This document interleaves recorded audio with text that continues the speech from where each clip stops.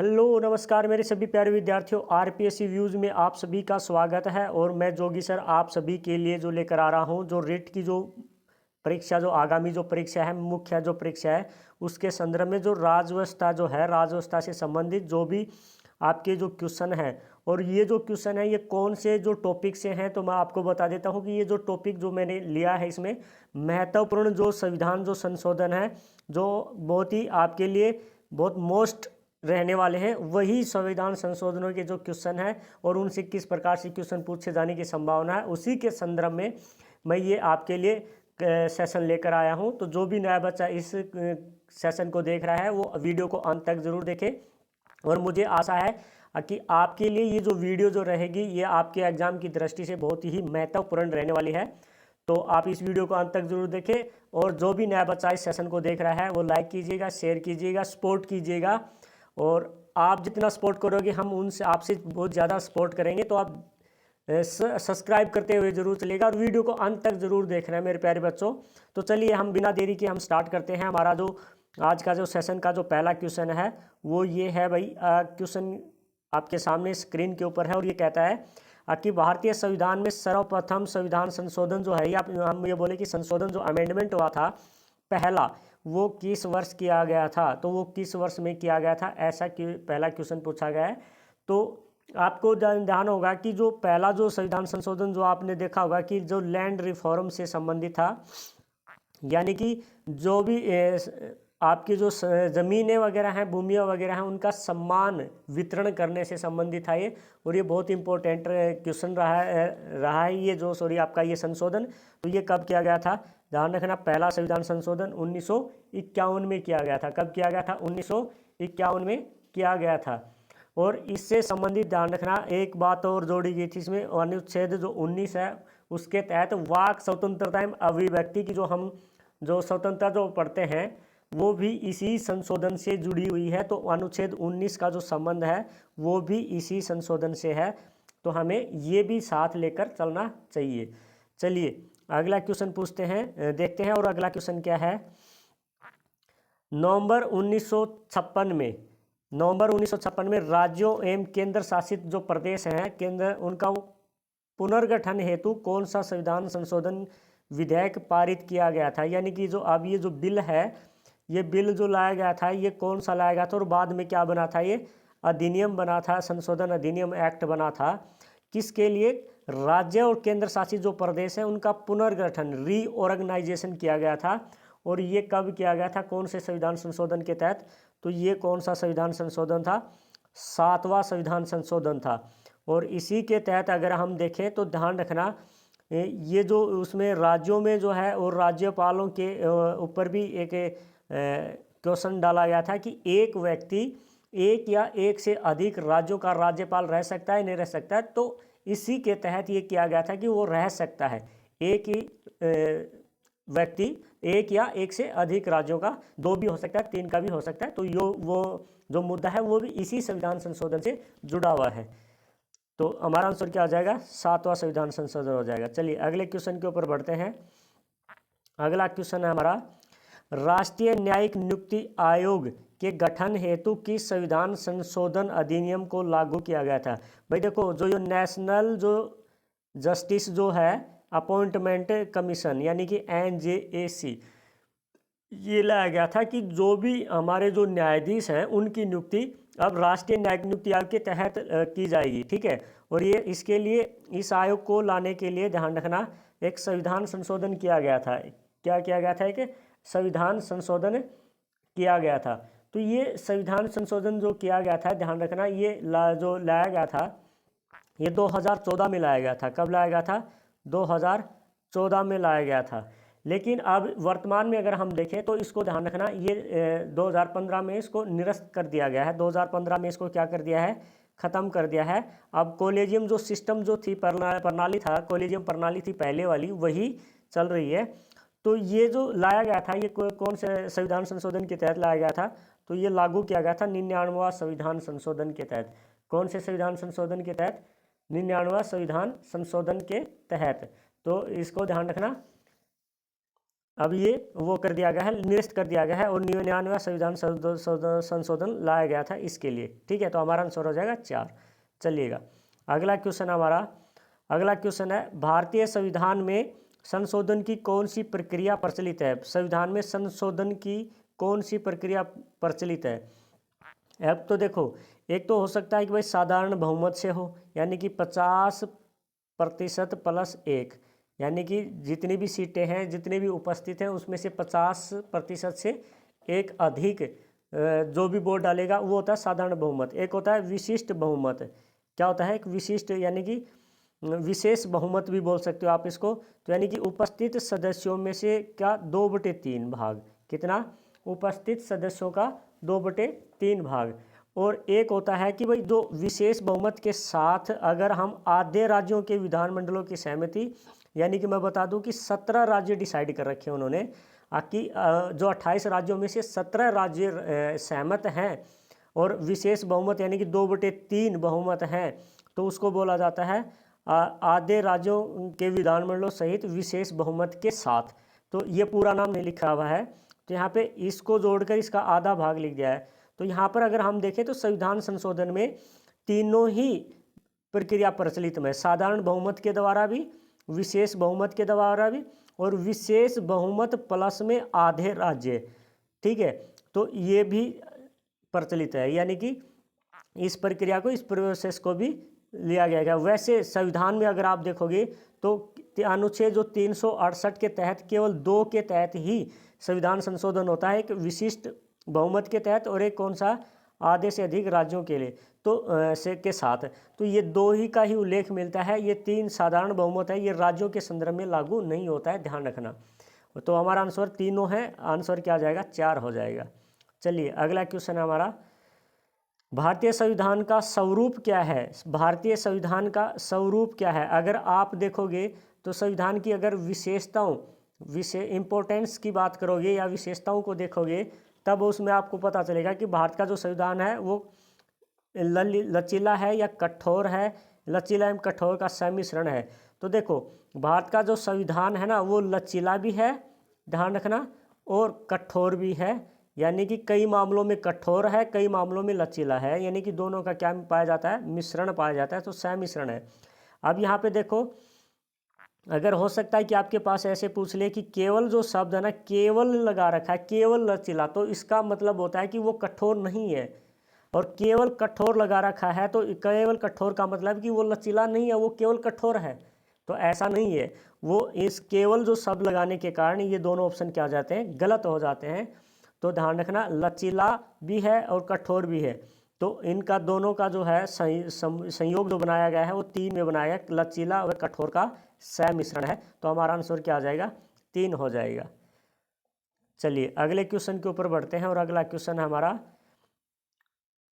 भारतीय संविधान में अनुच्छेद 23A किससे संबंधित है? अनुच्छेद 23A की बात की गई है, तो अनुच्छेद, सॉरी ये 23A नहीं है, ये यहाँ पे थोड़ा सा मिसप्रिंट हो गया है।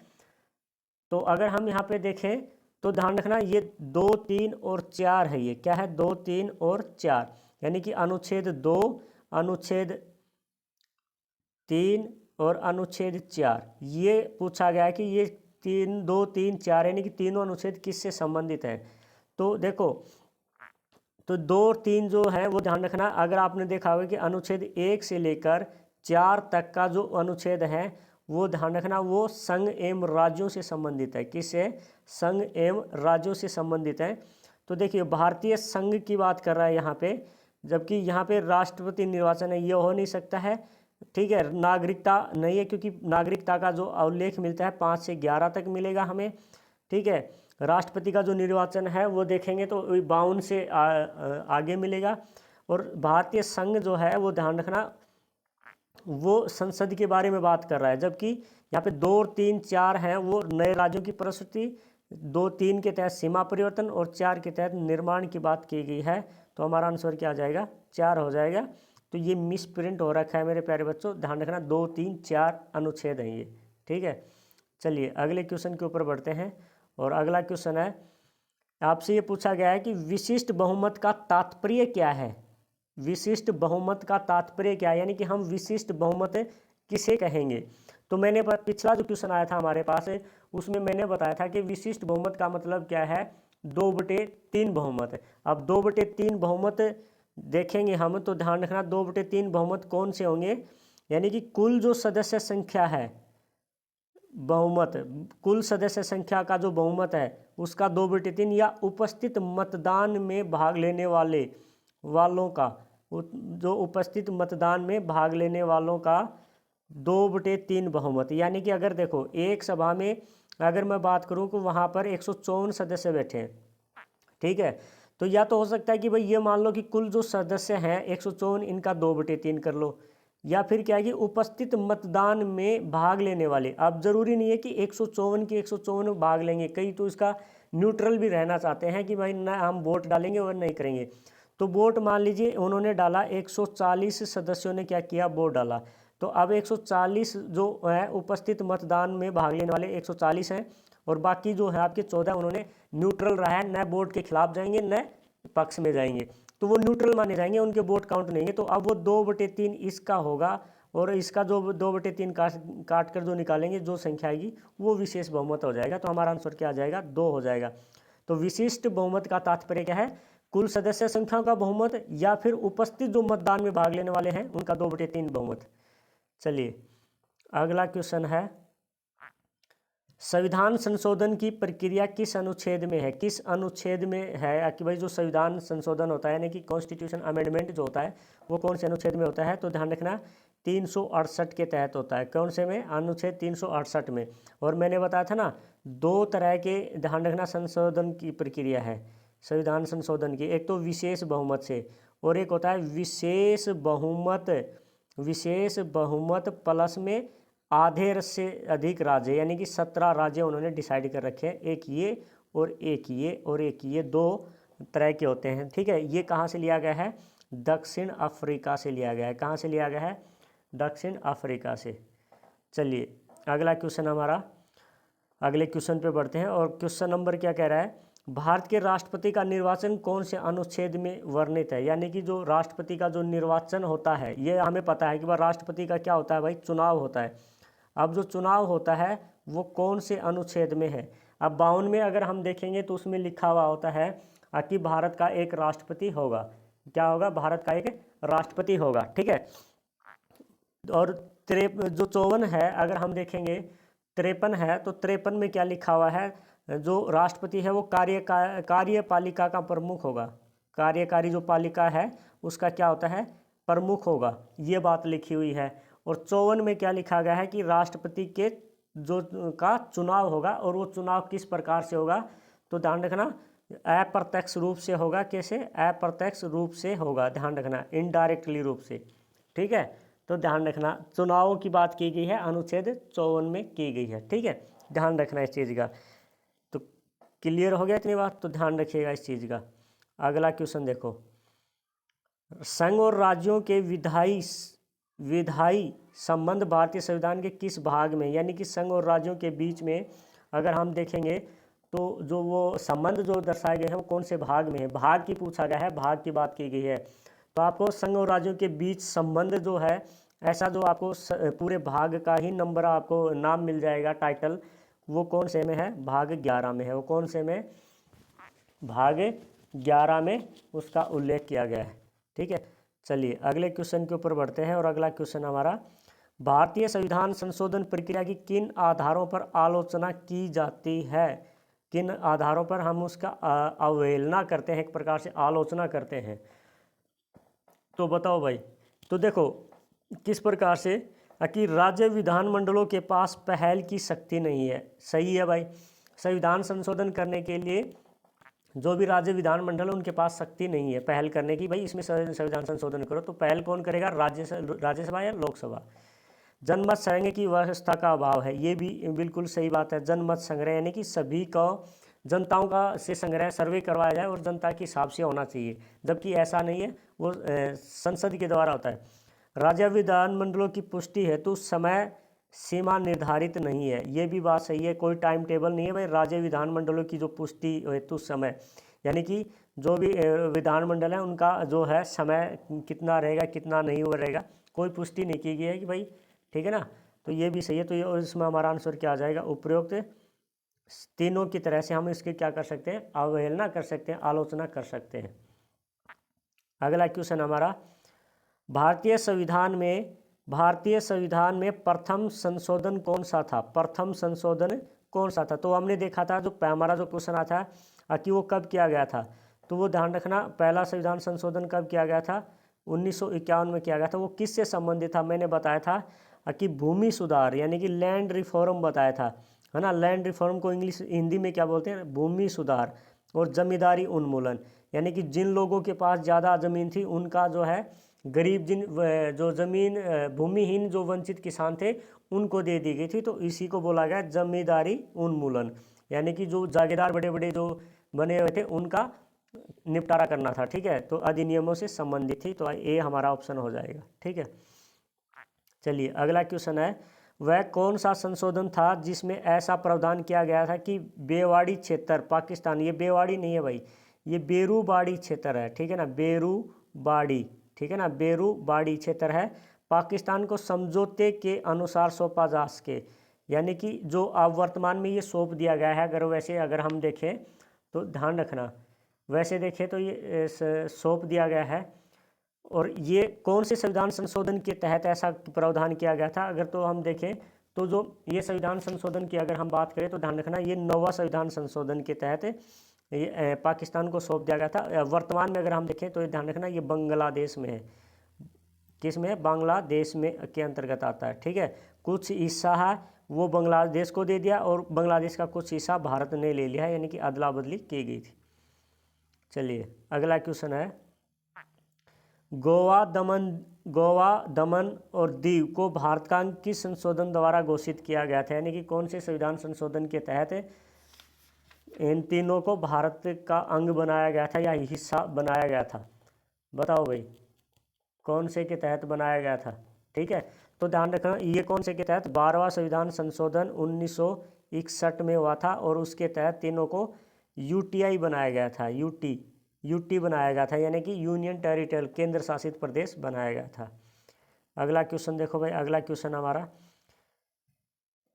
किस संविधान संशोधन अधिनियम द्वारा राष्ट्रपति, उपराष्ट्रपति, लोकसभा अध्यक्ष व प्रधानमंत्री के निर्वाचन को न्यायालय में चुनौती देने पर रोक लगाई गई है। यानी कि जो राष्ट्रपति, उपराष्ट्रपति, लोकसभा अध्यक्ष व प्रधानमंत्री के निर्वाचन जो होता है, ठीक है ना, तो उनको हम न्यायालय में चुनौती नहीं दे सकते, उसके खिलाफ हम न्यायालय में नहीं जा सकते हैं। तो ऐसा कौन से संविधान संशोधन में ऐसा प्रावधान किया गया है, कौन से संविधान संशोधन में ऐसा प्रावधान किया गया है, तो अगर हम देखें तो वो कौन सा है भाई, 39वां, कौन सा है, 39वां संविधान संशोधन 1975 में ये संविधान संशोधन हुआ था। तो इसलिए इनको चुनौती नहीं दी जा सकती है, ठीक है, तो ध्यान रखिएगा। इसी के साथ अगर आप देखोगे तो ध्यान रखना, 36वां, 37वां, अगर हम देखें 36वां, 38वां और 37वां संविधान संशोधन है वो भी 75 में हुआ था, साल भी याद रखिएगा इनका। चलो अगले क्वेश्चन के ऊपर, 42वां संविधान संशोधन कब पारित किया गया था, तो 42वां संविधान संशोधन कब पारित किया गया था, 1976 में। इसे भारत का क्या बोलते हैं, मिनी संविधान बोलते हैं, इसको क्या बोलते हैं, भारत का मिनी संविधान बोलते हैं, मिनी संविधान बोलते हैं, किसे बोलते हैं, मिनी संविधान, क्योंकि सबसे ज़्यादा जो विषयों के ऊपर जो चर्चा हुई थी, सबसे ज़्यादा संशोधन हुआ था संविधान में, वो मुद्दों पर, वो इसी संविधान संशोधन के तहत हुए थे, ठीक है, संविधान में जो भी अमेंडमेंट हुए थे। तो इसलिए इसको क्या बोलते हैं, भारत का मिनी संविधान संशोधन बोलते हैं। आपने देखा होगा कि प्रस्तावना में भी ध्यान रखना, इसी के तहत क्या किया गया था, संविधान संशोधन किया गया था, इसी के तहत एकमात्र प्रस्तावना में संविधान संशोधन हुआ था, वो ये 42वां ही था। तो ध्यान रखिएगा इस चीज़ का, ठीक है। चलिए अगला क्वेश्चन हमारा, 42वें संविधान संशोधन में कुल कितने प्रावधान थे। अब देखो आ गया ना आपके सामने, मैंने कहा था ना कि सबसे ज़्यादा प्रावधान इसी के तहत, यानी कि संविधान में संशोधन सबसे ज़्यादा इसी के तहत हुए थे, सबसे ज़्यादा इसी के तहत हुए थे। तो कितने प्रावधान हुए थे, कितने प्रावधान शामिल थे इसमें, अगर हम देखें तो 59 प्रावधान थे, कितने थे? 59 के ऊपर संविधान में ऐसी बातों को में संशोधन किया गया था। ठीक है, तो हमारा आंसर क्या आ जाएगा? 3। अगला क्वेश्चन है 42वें संविधान संशोधन से पूर्व इस हेतु सुझाव देने के लिए कौन सी समिति का गठन किया गया था? अब देखो 42वां संविधान संशोधन करने के लिए एक समिति गठित की गई थी और उस समिति के तहत ही सारा काम जो संविधान संशोधन है वो इसी के तहत हुआ था। तो वो कौन सी समिति थी? अगर हम समिति की बात करें तो वो कौन सी समिति थी? सरदार सरवण सिंह समिति। कौन सी थी? सरदार सरवण सिंह समिति। ठीक है, तो हमारा क्या आ जाएगा आंसर? 1 आ जाएगा। अगला क्वेश्चन है मूल कर्तव्यों की व्यवस्था किस संविधान संशोधन द्वारा की गई? मूल कर्तव्यों की व्यवस्था, अब मैं ये सीधा ही कहूँ कि मूल कर्तव्य जब जोड़े गए थे तो ये मूल संविधान में नहीं थे। ध्यान रखना, मूल संविधान में मूल कर्तव्य नहीं थे, ये बाद में जोड़े गए थे। तो ये कौन से संविधान संशोधन के तहत जोड़े गए थे? तो बताओ भाई, मूल कर्तव्य कब जोड़े गए थे? अरे 42वें संविधान संशोधन के तहत ही 1976 में ही जोड़े गए थे। ठीक है, मूल कर्तव्य भाग 4 क में, भाग 4 क में, और एक मात्र अनुच्छेद है 51 क। कौन सा है? 51 क। ठीक है, तो ये हमारे मूल कर्तव्य हैं। चलिए अगले क्वेश्चन के ऊपर बढ़ते हैं और अगला क्वेश्चन है किस संविधान संशोधन द्वारा संसद का कार्यकाल पुनः 6 से 5 वर्ष कर दिया गया था? तो देखो जो 42वां संविधान संशोधन है उसके तहत कितना कर दिया गया था? 5 से 6 कर दिया गया था। लेकिन 44वां संविधान संशोधन 1978 में किया गया और 1978 में, ध्यान रखना, 1978 में इसका पुनः क्या कर दिया गया? 6 से 5 वर्ष कर दिया गया। ठीक है, तो 44वां संविधान संशोधन हो जाएगा हमारा आंसर। अगला क्वेश्चन है 52वां संविधान संशोधन, 52वां संविधान संशोधन 1985 कब है? ये 1985 में हुआ था और इसी के तहत ध्यान रखना 10वीं अनुसूची जोड़ी गई थी। कौन सी? 10वीं अनुसूची। और 10वीं अनुसूची किससे संबंधित है? दल बदल से संबंधित है। किससे संबंधित है? दल बदल से संबंधित है। दल बदल से संबंधित है। ठीक है, तो हमारा आंसर क्या हो जाएगा? हमारा आंसर क्या आ जाएगा भाई? 1 हो जाएगा। हमारा आंसर क्या हो जाएगा? 1 हो जाएगा। ठीक है, दल बदल को रोकने को हेतु, यानी कि एक पार्टी बना ली फिर दूसरे उसको भंग कर दिया, दूसरी नई पार्टी बनानी, ऐसा नहीं कर सकते। हाँ, एक व्यक्ति जो है व्यक्ति दूसरी पार्टी में जा सकता है और आ सकता है। ठीक है, चलिए अगला क्वेश्चन है 52वां संविधान संशोधन कब पारित किया गया था? तो देखो अभी बताया था मैंने कब पारित किया गया था, 1985 में किया गया था। अगला क्वेश्चन है 73वां संविधान संशोधन किस संविधान संशोधन विधेयक कब पारित किया गया था? पारित की बात हो रही है भाई, ध्यान रखना। यहाँ पे देखो पारित की बात हो रही है और लागू की बात नहीं हो रही है। लागू की बात नहीं हो रही है। तो बताओ भाई, आप कमेंट बता दो, क्योंकि क्वेश्चन को अगर आपने समझ लिया है तो आप क्वेश्चन कर सकते हैं। क्वेश्चन आप बहुत बेहतरीन तरीके से कर सकते हैं। देखो पारित किया गया है वो, ध्यान रखना, 52 में किया गया था, जबकि लागू जो किया गया है वो 1993 में किया गया था, यानी कि 24 अप्रैल को, जो हम पंचायती दिवस के रूप में बनाते हैं। चलिए अगला क्वेश्चन है 73वां संविधान संशोधन किस क्षेत्र से संबंधित है? जो पिछली जो सेशन हमने किया था उसमें पूरा पंचायती राज से संबंधित सेशन था। तो जो बच्चा ये क्लास पंचायती राज से संबंधित देखना चाहता है तो वो पीछे वाली जो वीडियो है उसको देख सकते हैं। तो 73वां संविधान संशोधन जो है वो अगर हम देखें तो ध्यान रखना वो किससे संबंधित है? वो पंचायती राज व्यवस्था से संबंधित है, पंचायती राज व्यवस्था से।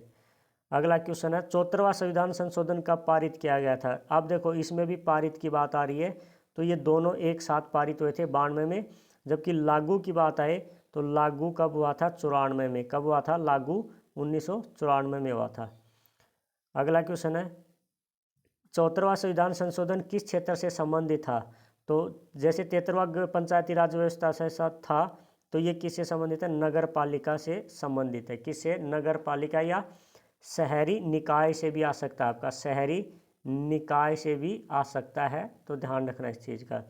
या फिर आ सकता है नगरीय स्वशासन, क्या बोल सकते हो? नगरीय स्वशासन, तो आप ये भी इसका भी बता सकते हैं। अगला क्वेश्चन है हमारा निम्नलिखित में से किस अनुच्छेद के संविधान संशोधन में विशिष्ट बहुमत के साथ राज्य विधानमंडलों की सहमति विधानमंडलों की सहमति चाहिए।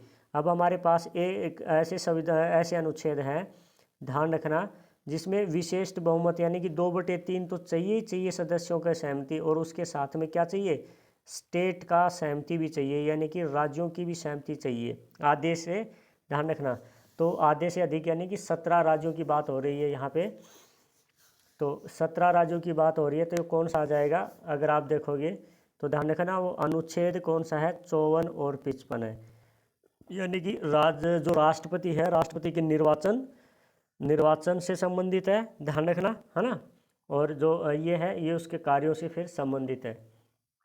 चलिए, तो अगला क्वेश्चन है, बोडो डोगरी मैथिली संथाली किस संविधान संशोधन द्वारा 8वीं अनुसूची में सम्मिलित किए गए थे। तो ये 4 डाले गए थे। कितने डाले गए थे, देखो, जो 8वीं अनुसूची में जो ये भाषाएं हैं, 8वीं अनुसूची किससे संबंधित है, संविधान की भाषाएं। तो 14 थी पहले मूल संविधान में, कितनी, 14, फिर प्लस में 1, फिर प्लस में 3, फिर प्लस में 8, और वर्तमान में कितनी है, 22। ठीक है, वर्तमान में कितनी है, 22। तो ये किस संविधान संशोधन के तहत किया गया था, तो ये संविधान संशोधन की पूछ रहा है, तो ये कौन सा आ जाएगा आपका, ध्यान रखना, 92वां संविधान संशोधन। कौन सा, 92वां संविधान संशोधन। और कब, 2003 में, कब, 2003 में। ठीक है, तो इन्हीं के साथ कितनी हो गई, 22 हो गई, कितनी हो गई, 22। ठीक है, तो हमारा आंसर 1 हो जाएगा। अगले क्वेश्चन के ऊपर बढ़ते हैं, और अगला क्वेश्चन है, 92वां संविधान संशोधन कब हुआ था। अब देखो, 92वां संविधान संशोधन पूछ लिया, जो कि मैंने आपको बता दिया है ना, आपको बता भी दिया है कब हुआ था, 2003 में। कब हुआ था, 2003 में। चलिए, अगले क्वेश्चन के ऊपर, अनुसूचित जातियों के लिए, यानी कि जो अनुसूचित जो जाति है, यानी कि SC जो कास्ट है, SC, ठीक है, के लिए आयोग की स्थापना का उपबंध किस अनुच्छेद के द्वारा किया गया है। जो SC ST जो है आपके लिए, तो SC ST का जो उपबंध, जो SC का जो उपबंध किया गया है, वो किसके तहत किया गया है, तो वो कौन से अनुच्छेद के तहत, अनुच्छेद 338 कै के तहत। अनुच्छेद 338 कै में SC के लिए है। ठीक है, SC कै के 338 कै की अगर आपके पास बात आए, तो वो ध्यान रखना वो किससे है, OBC से संबंधित है। ठीक है, चलिए, अगला क्वेश्चन है, वर्तमान में 8वीं अनुसूची में कितनी भाषाएं हैं। देखो, भाषाएं पूछ लिए, कितनी भाषाएं हैं, 22 भाषाएं हैं, 22 भाषाएं। संविधान में के किस भाग में संविधान संशोधन प्रक्रिया का भाग पूछ लिया गया है, का वर्णन किया गया है। तो जो भाग पूछ लिया गया, जबकि अगर अनुच्छेद पूछा जाता तो हम बताते कि 368 है, लेकिन यहाँ पे भाग पूछ लिया गया है, और भाग कौन से में है, 20वें भाग में। कौन से भाग में है, 20वें भाग के अनुच्छेद, एक ही अनुच्छेद है उसमें, 368। ठीक है, चलिए, अगला क्वेश्चन है, संविधान में संशोधन करने की कितनी विधियां बताई गई है। कितनी विधियां, संविधान की बात हो रही है। अब देखो, संविधान में संशोधन करने की कितनी विधियां बतलाई गई है, कितनी विधियां बतलाई गई हैं, तो मैंने बताया था ना आपको, तो ये 2 ही बताई गई हैं। कितनी, 2। एक तो विशेष बहुमत के द्वारा, और एक विशेष बहुमत प्लस में आधे राज्यों के द्वारा। ठीक है, तो यानी कि 2 आंसर हो जाएगा हमारा, क्या, 2 आंसर हो जाएगा। ठीक है, अगला क्वेश्चन है, संविधान में संशोधन की प्रक्रिया का स्वरूप है। संविधान में संशोधन की प्रक्रिया का स्वरूप जो है वो कैसा है भाई, कठोर है या लचीला है, या फिर कठोर या लचीला प्रक्रिया का दोनों का मिश्रण पाया जाता है।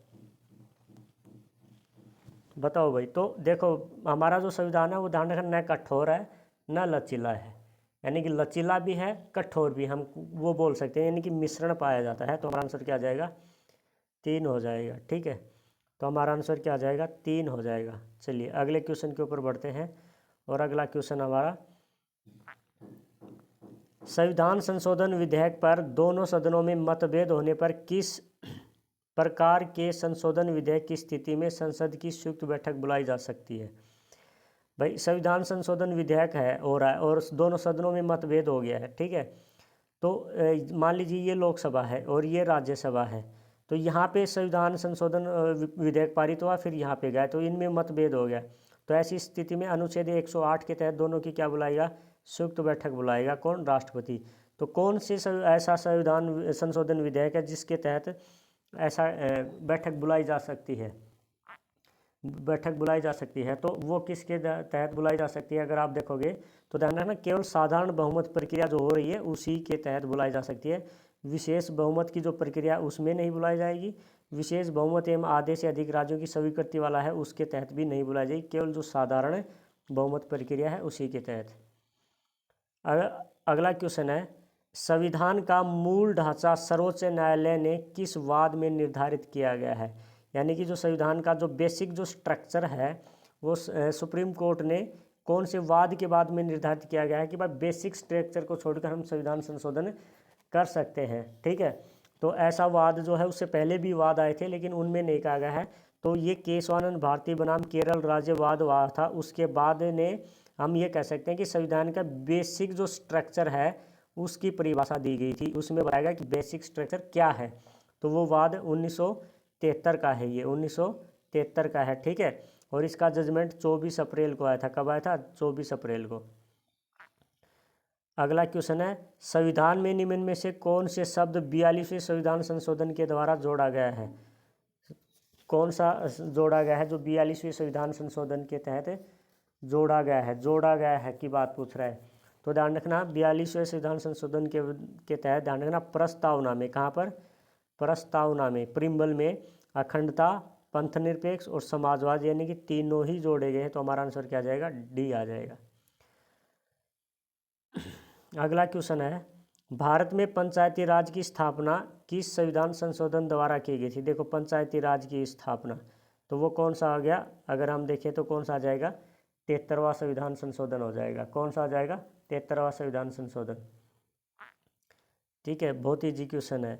अगला क्वेश्चन है, कि संविधान संशोधन द्वारा लोकसभा का कार्यकाल 5 वर्ष से बढ़ाकर 6 वर्ष कर दिया गया था, किया गया था। यानी कि 5 से 6, 5 से 6 कौन से के तहत? 42वें।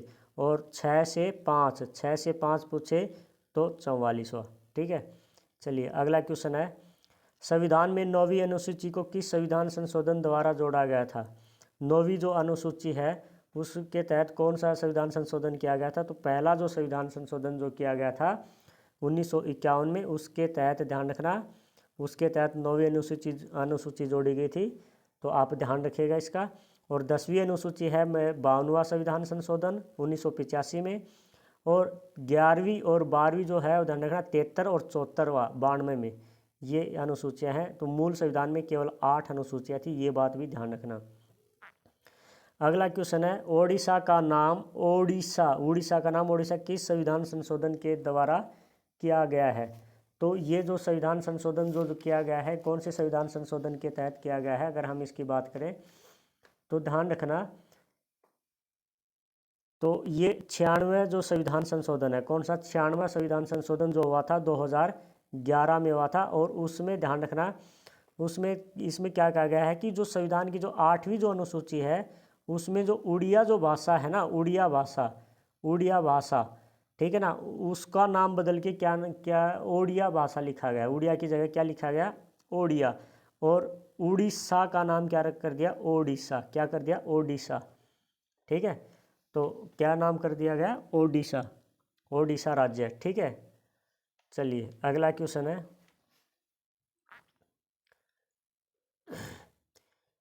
91वें संविधान संशोधन अधिनियम द्वारा मंत्रिपरिषद का आकार कितना सीमित कर दिया गया है? यानी कि जो 91वां जो संविधान संशोधन जो किया गया था उसके तहत ध्यान रखना, जो आपका जो मंत्रिपरिषद जो है वो का आकार सीमित करके कितना कर दिया, यानी कि अधिकतम लोकसभा और विधानसभा कुल सदस्य संख्या की। तो अगर हम देखें जैसे लोकसभा की जो 545 सीटें हैं इसका केवल 15% जो निकालेंगे और जितनी संख्या आएगी उतने तक ही हम क्या कर सकते हैं? मंत्री बना सकते हैं। क्या कर सकते हैं? मंत्री बना सकते हैं। तो कितना है? 15%। और ये कब क्या किया गया? 2003 में। कब किया गया? 2003 में किया गया था। ठीक है, तो कब किया गया था? 2003 में। चलिए अगला क्वेश्चन है, भारत में नए राज्यों का निर्माण किस प्रक्रिया द्वारा किया जाता है? भारत में जो भी नए राज्य बनाए जाते हैं वो किस प्रक्रिया के द्वारा किया जाता है? नए राज्य बनाए जाते हैं अगर मैं ऐसा बोलूँ तो बताओ भाई किस प्रक्रिया के तहत किया जाता है? तो वो एक ध्यान रखना, वो साधारण प्रक्रिया के तहत किया जाता है। क्या? साधारण प्रक्रिया के तहत किया जाता है। तो ध्यान रखना, अगर आपसे पूछा जाए कि राज्यों का निर्माण क्या संविधान संशोधन के तहत किया जा सकता है, तो संविधान संशोधन की जो है अगर आप बात करोगे तो अनुच्छेद 368 के तहत आता है वो, तो 368 के तहत नहीं किया जाता है, वो साधारण प्रक्रिया अपनाई जाती है। ठीक है, चलिए अगला क्वेश्चन है, बच्चों को अनिवार्य शिक्षा निःशुल्क शिक्षा का अधिकार किस संविधान संशोधन के द्वारा जोड़ा गया था? किस संविधान संशोधन के द्वारा जोड़ा गया था? तो अगर हम आपको बताएं कि जो 86वां संविधान संशोधन जो 2002 में हुआ था, उसके तहत निःशुल्क शिक्षा का अधिकार 6 से 14 वर्ष तक का जोड़ा गया था, यानी कि 6 से 14 वर्ष तक के बच्चे निःशुल्क शिक्षा पाएंगे। मैं कहूँ कि 8वीं बच्चों की कक्षा है वहाँ तक का। ठीक है, और इसी के तहत अनुच्छेद 21 कै भी जोड़ा गया, मौलिक अधिकार बनाया गया, मौलिक अधिकार बनाया गया अनुच्छेद 21 कै के तहत। ठीक है, 21 कै के तहत, क्लियर हो गया। और अनुच्छेद 51 कै में कर्तव्य बनाया गया, अनुच्छेद 51 ए के 11वां जो है वो भी जोड़ा गया। ठीक है, 11वां जो है वो भी जोड़ा गया, क्लियर हो गया। 51 ए के 11वां कर्तव्य, माता पिता का कर्तव्य होता है, ठीक है, शिक्षा दिलाना, चलो यह दायित्व है। अगला क्वेश्चन है, संविधान संशोधन विधेयक किस प्राधिकारी के हस्ताक्षर के बाद अंतिम रूप से स्वीकृत माना जाता है? तो देखो भाई, जब ये आपकी जो लोकसभा है, ये राज्यसभा है, और ये कौन है? राष्ट्रपति। जब यहाँ से जाता है तब ये रहता है बिल, क्या रहता है? बिल के रूप में, यानी कि विधेयक रहता है। फिर ये यहाँ से जाता है, यहाँ से पारित होने के बाद इसके पास जाता है, इसने जैसे हस्ताक्षर कर दिए तो ध्यान रखना, तो क्या होगा, वो बिल के स्थान पर क्या बन जाएगा? एक्ट बन जाएगा, अधिनियम बन जाएगा। क्या बन जाएगा? एक्ट बन जाएगा, अधिनियम बन जाएगा। तो यानी कि अब साइन कौन कर रहा है यहाँ पर? अगर हम देखें तो वो कौन कर रहा है? राष्ट्रपति। तो राष्ट्रपति के बाद, ठीक है।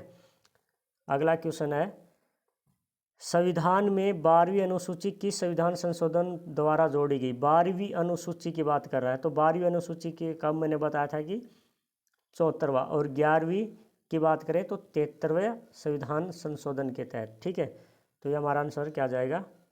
2 हो जाएगा। अगला क्वेश्चन है, संपत्ति के मूल अधिकार को मूल अधिकारों की श्रेणी से किस संविधान संशोधन के द्वारा निकाला गया है? अब यानी कि जो हमारा जो 6वां जो मूल अधिकार था मूल संविधान में, वो 6वां संपत्ति का अधिकार था, लेकिन अब उसको मौलिक अधिकार न मानकर एक कानूनी अधिकार बना दिया गया है। क्या? कानूनी अधिकार, या मैं कहूँ कि विधिक अधिकार। क्या? विधिक अधिकार। तो वो 44वें संविधान संशोधन 1978 के द्वारा क्या कर दिया गया है? उसको ध्यान रखना, 1978 के द्वारा वो कर दिया गया। चलिए अगला क्वेश्चन है, 44वें संविधान संशोधन द्वारा अनुच्छेद 352 में आंतरिक अशांति के स्थान पर किस शब्द को जोड़ा गया है? आंतरिक अशांति के स्थान पर क्या जोड़ा गया है?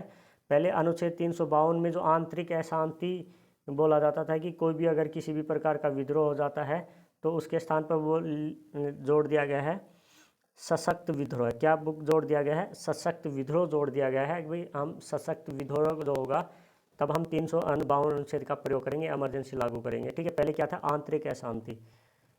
अगला क्वेश्चन देखिए, भारतीय संविधान में संशोधन प्रक्रिया का प्रावधान किस देश के संविधान से ग्रहण किया गया है? तो संशोधन प्रक्रिया 368, और 368 मैंने क्या बताया था कि दक्षिण अफ्रीका से लिया गया। कहाँ से? दक्षिण अफ्रीका से। कहाँ से लिया गया भाई? दक्षिण अफ्रीका से, साउथ अफ्रीका से, मैंने बताया था ये क्वेश्चन। अगला क्वेश्चन है, किस संविधान संशोधन द्वारा वयस्क मताधिकार की आयु 21 वर्ष से घटाकर 18 वर्ष कर दी गई है? यानी 21 से 18 वर्ष जो की गई है वो कौन से संविधान संशोधन के तहत की गई है? तो ये जो संविधान संशोधन जो हुआ था 61वां था, कब हुआ था? 1988 में। लेकिन लागू कब हुआ? लागू की अगर बात की जाए तो ध्यान रखना 1989 में। कब हुआ था? 1989 में। ठीक है, यानी कि वयस्क मताधिकार का मतलब है यानी कि जो 18 वर्ष का होगा वो अपन मतदान डाल सकता है। ठीक है, पहले 21 वर्ष था। अगला क्वेश्चन है, अंतिम बार किस संविधान संशोधन द्वारा लोकसभा सदस्यों की संख्या बढ़ाई गई थी? अंतिम बार किस संविधान संशोधन द्वारा लोकसभा सदस्यों की संख्या बढ़ाई गई थी? तो बताओ भाई किस संविधान संशोधन के द्वारा अंतिम बार बढ़ाई गई थी, बताओ भाई। ठीक है, तो देखो ये जो है ये कौन सा था आपका 31वां, और ये कब हुआ था 1973 में। कब हुआ था 1973 में हुआ था। ठीक है, इसके तहत जब इससे पहले ध्यान रखना कितनी थी 525 थी, और 525 से कितनी कर दी गई 545 कर दी गई। कितनी कर दी गई है 545 कर दी गई है। तो ध्यान रखना है इस चीज़ का। अब ये 545 जो है इसमें से ध्यान रखना निर्वाचित केवल 543 ही होते हैं। ठीक है, तो हमारा आंसर क्या हो जाएगा एक ए हो जाएगा। और आज का जो सेशन है उसका जो अंतिम जो क्वेश्चन सेकंड लास्ट क्वेश्चन है भाई, ये सेकंड लास्ट क्वेश्चन है, इसके बाद अंतिम क्वेश्चन होगा। और अगला क्वेश्चन है संविधान के किस संशोधन अधिनियम द्वारा राष्ट्रपति की संविधान संशोधन विधेयक पर अनुमति देने या न देने की जे बी वीटो बोलते हैं शक्ति को समाप्त कर दिया गया है। किस संविधान संशोधन के द्वारा जे बी वीटो शक्ति को समाप्त कर दिया गया है। तो बताओ भाई किस संविधान शक्ति के द्वारा कर दिया गया है ये जे बी वीटो को, न देने या न देने की, देने या न देने की बात की गई है। ठीक है, क्लियर हो गया। तो बताओ भाई, तो देखो अब ये जो संविधान संशोधन जो हुआ था ध्यान रखना ये 24वां संविधान संशोधन 1971 में। कब 1971 में।